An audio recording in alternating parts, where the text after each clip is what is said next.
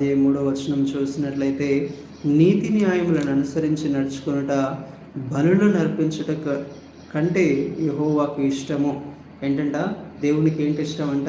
మనం అర్పించే బలుల కన్నా, మనము దేవునికి గొప్పగా ఇచ్చే కానుక కన్నా మరి ఏది దేవునికి ఇష్టమైనదంటే, దేన్ని దేవుడు ఇష్టపడుతున్నాడనంటే నీతి న్యాయములను అనుసరించి నడుచుకోవాలంట.